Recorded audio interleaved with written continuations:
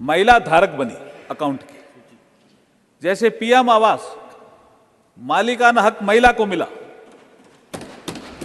जैसे शौचालय, जिसको हमने इज्जत घर का नाम दिया, संविधान की प्रस्तावना में यह भी उल्लेख है सर कि हम राजनीतिक, सामाजिक, आर्थिक न्याय के साथ साथ हम प्रतिष्ठा और अवसर की समानता भी देंगे। तो ये जो शौचालय वाला विषय है, छोटा विषय नहीं है।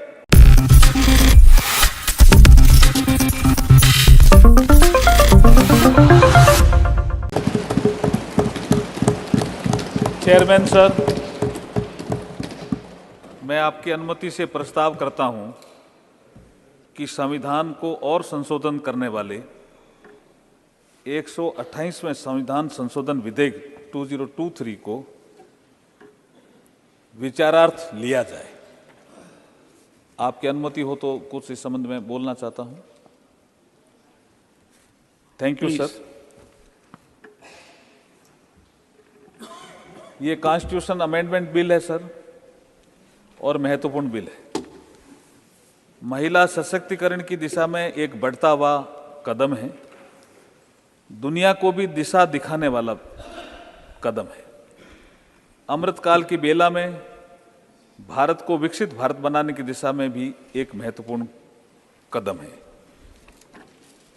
मैं इस अवसर पर इस बिल के बारे में बोलने से पहले, जो बाबा साहब भीमराव अंबेडकर जी ने 25 नवंबर 1949 को संविधान सभा में भाषण देते हुए कहा था कि 26 जनवरी 1950 को हमें राजनीतिक समानता मिल जाएगी, लेकिन सामाजिक और आर्थिक क्षेत्र में असमानता रहेगी। इसको कौन दूर करेगा? आने वाली सरकारों का यह कर्तव्य होगा। मैं आपको यहां बताना चाहता हूं कि जब से नरेंद्र मोदी जी की सरकार बनी है, तब से लेकर जो आर्थिक और सामाजिक क्षेत्र में असमानता थी, उसको दूर करने का प्रयास किया। उसमें महिला सशक्तिकरण भी सम्मिलित है सर। जैसे जनधन अकाउंट, महिला धारक बनी अकाउंट की। जैसे पीएम आवास, मालिकाना हक महिला को मिला। जैसे शौचालय, जिसको हमने इज्जत घर का नाम दिया, संविधान की प्रस्तावना में यह भी उल्लेख है सर कि हम राजनीतिक, सामाजिक, आर्थिक न्याय के साथ साथ हम प्रतिष्ठा और अवसर की समानता भी देंगे।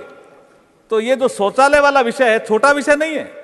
जो संविधान की प्रस्तावना में लिखा हुआ है, प्रतिष्ठा और अवसर महिलाओं को बढ़ाने वाला विषय था। उज्ज्वला योजना, किसी के घर में गैस, किसी के घर में गैस नहीं, असमानता थी, उसको दूर किया। नल से जल, किसी के घर में नल और कोई महिला दूर से पानी ला रही है। मैं राजस्थान से आता हूं, आपको भी पता है, रेगिस्तानी मेरा क्षेत्र है। मैंने महिलाओं को देखा है, मैं भी पानी लाता था दूर से जब घर में नल नहीं था। तो हमने देखा महिलाओं की क्या स्थिति है, असमानता फील्ड में। ये अगर किसी ने देखी तो हमारे प्रधानमंत्री नरेंद्र मोदी जी ने, और अब असमानता दूर की, नल से जल। प्रधानमंत्री मुद्रा योजना, लगभग 68% महिलाएं बेनिफिशियरी है मुद्रा योजना में। स्टैंड अप योजना, बैंक तो पहले भी थे सर। किसी प्रधानमंत्री ने अगर बैंकों को निर्देश दिए कि कोई भी ब्रांच होगी, उस ब्रांच में 2 अकाउंट आपको करने पड़ेंगे, 10 लाख से 1 करोड़ के। सर, ये स्टैंड अप योजना है। 10 हमारे जो नागरिक हैं, अंडरवेट नहीं हो, कमजोर नहीं हो, तो जिस गर्भवती महिला के पेट में बच्चा हो, उसको न्यूट्रिटिव फूड मिले, इसके लिए 5,000 रुपए उसके खाते में, महिला के खाते में ही जाएंगे वो पैसे। ये मातृ वंदना स्कीम आई, सुकन्या समृद्धि योजना आई, मिशन पोषण आया, मिशन शक्ति आई, पीएम सुरक्षित मातृत्व अभियान आया, आर्म्ड फोर्स में महिलाओं का परमानेंट कमीशन आया। ये सब सेल्फ हेल्प ग्रुप के माध्यम से महिलाओं का आर्थिक उत्थान का विषय आया। जेम पोर्टल में लगभग 1.5 लाख वुमेन वेंडर पंजीकृत है। खेल 2021 टोक्यो ओलंपिक में 49% महिला एथलीटों की भागीदारी रही। तो ये सब काम ऐसे हैं जो ये बताते हैं कि जब 2019 का इलेक्शन आया तो महिलाओं ने बढ़ चढ़ के लोकतंत्र के इस भागीदारी बनी और 2019 के जनरल इलेक्शन में जनप्रतिनिधि चुनने में महिला वोटरों की भागीदारी पुरुषों की तुलना में अधिक रही।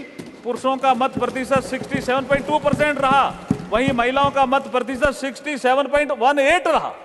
तो ये ऐसा एक करिश्मा हमारे नरेंद्र मोदी जी के नेतृत्व के कालखंड में हुआ है। आज जो मैं संविधान संशोधन जो बिल लेकर के आया हूं, उसके माध्यम से हम आर्टिकल 330 में एक अमेंडमेंट करेंगे, जोड़ा है। इसमें आप सदन अनुमति देगा तो उसमें जुड़ेगा। आर्टिकल 332 में एक सेक्शन इंसर्ट होगा, आर्टिकल 334 में एक सेक्टर इंसर्ट होगा। क्रमशः ये 33A, article 332A, article 334A, ये न्यू आर्टिकल होंगे संविधान में, जिसके माध्यम से लोकसभा और देश की सभी विधानसभाओं में 1/3 सीटें नारी शक्ति के लिए आरक्षित की जाएगी। ये बहुत बड़ा कदम है, बहुत बड़ा कदम है।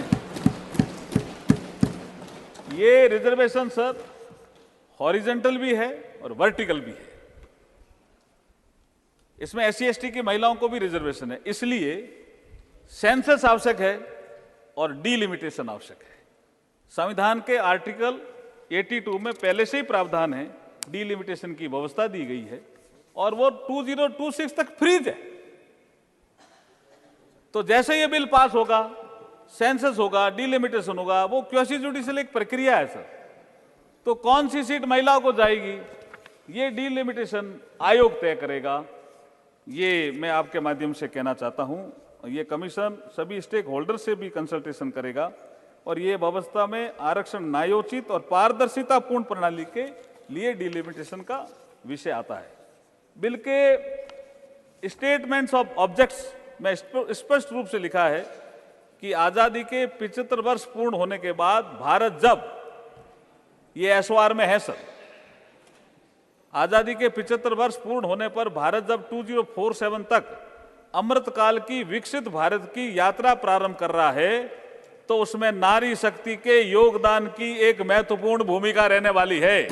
इस बिल के माध्यम से हम माननीय प्रधानमंत्री जी के ध्येय वाक्य सबका साथ, सबका विकास, सबका विश्वास, सबका प्रयास के मंत्र को साकार रूप प्रदान कर रहे हैं। सभापति महोदय, मोदी सरकार के नेतृत्व में नारी शक्ति के विकास के लिए, महिला सशक्तिकरण के लिए जिन योजनाओं का उल्लेख मैंने पहले किया, उसी श्रृंखला में आज का ये बिल है। और एक और प्रधानमंत्री जी ने कहा है कि हम वुमेन डेवलपमेंट से वुमेन लेड डेवलपमेंट की ओर तेजी से बढ़ रहे हैं, जो हमारा G20 का भी एजेंडा था। महोदय, हमारे संविधान की प्रस्तावना में भी, जैसे मैंने जिक्र किया पहले, राजनीतिक, सामाजिक, आर्थिक न्याय की बात कही है, साथ में सभी के लिए प्रतिष्ठा और अवसर की समानता की बात कही गई है। आज मोदी सरकार महिलाओं को आर्थिक रूप से भी सशक्त बना रही है, शिक्षा और स्वास्थ्य के क्षेत्र में भी समानता स्थापित कर रही है। ये सब श्रृंखला के माध्यम से, ये श्रृंखला आज जो मैं बिल लेके आया हूं, ये उससे जुड़ा हुआ ही एक कदम है। मैं एक कविता के माध्यम से मेरी बात को, आज अभी की बात को, चर्चा जो होने वाली है, उसको समाप्त करना चाहूंगा। सपने सब साकार करेंगे, सपने सब साकार करेंगे, नारी को अधिकार मिलेंगे, मातृशक्ति नेतृत्व करेगी, जन गण मन की शान बढ़ेगी। बहुत बहुत धन्यवाद।